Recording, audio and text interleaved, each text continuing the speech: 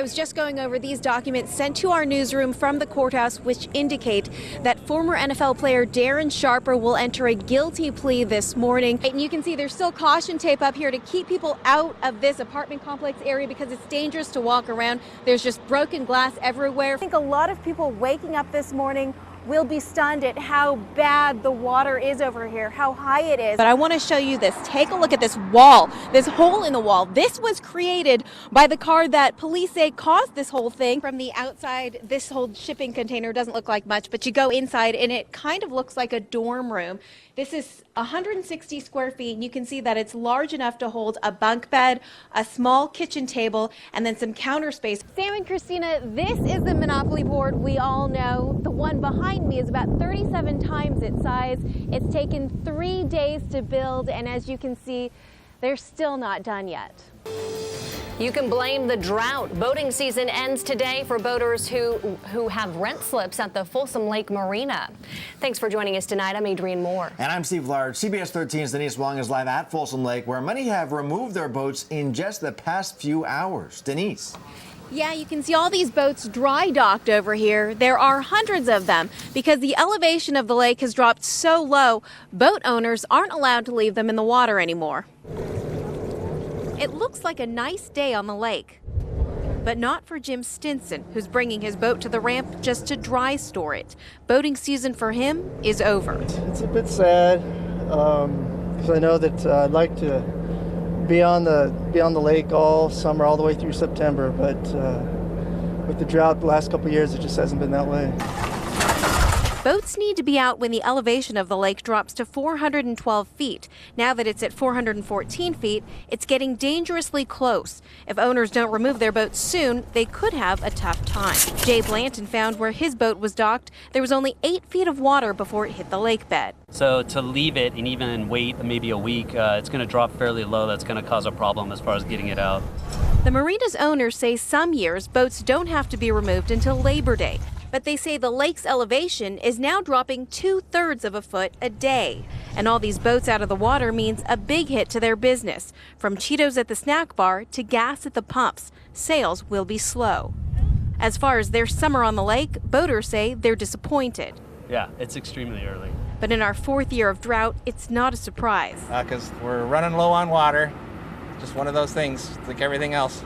And now that everything else includes finding alternative ways to keep cool this summer. Oh, it's too bad. Short season.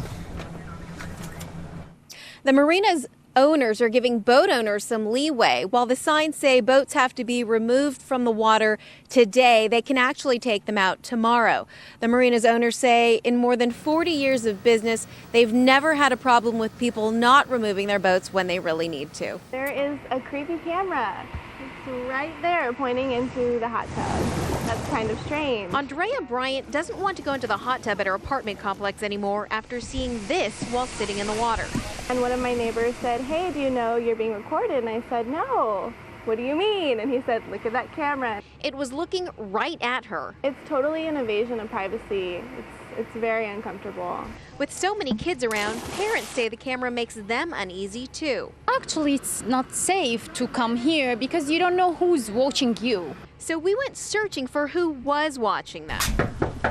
Mark Seti says the camera belongs to him. Why do you have a camera in your backyard?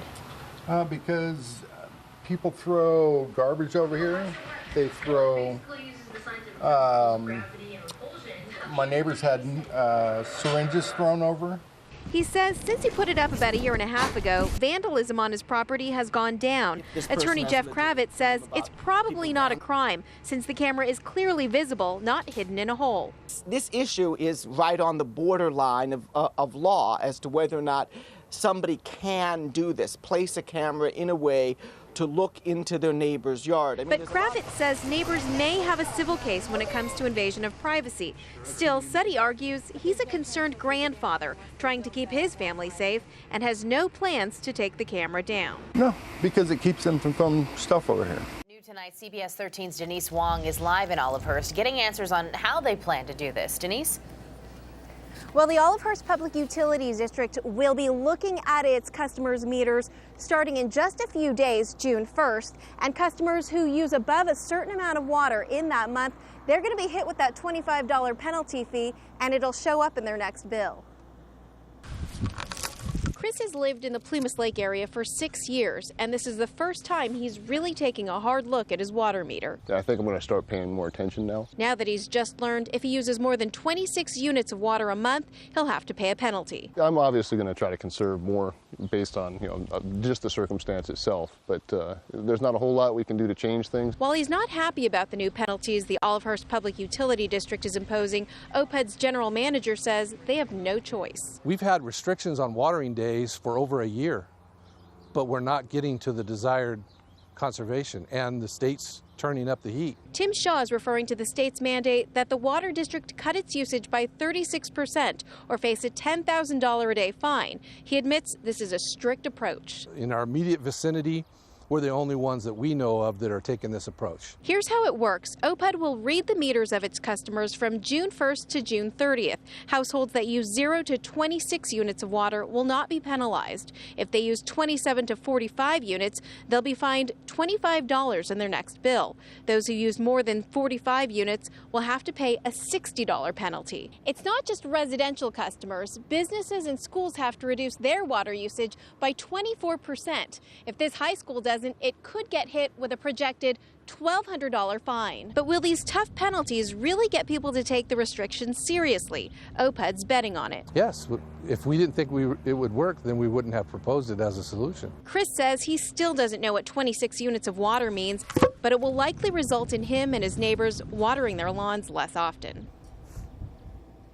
So back here live, the big question is, how do you check your meter to see how many units of water you're using? Well, take a look here. Ignore the last 2 digits in black right there and focus on the 2 digits before that. Now, what you want to do is make sure that in a month, that number does not go up by more than 26, because that would mean you're using more than 26 units of water in a month. And by the way, the utility district plans to send out postcards to its customers over the next few days to warn them about these new penalties. Good to know. Denise Wong live for us in Olivehurst tonight. Denise, thanks.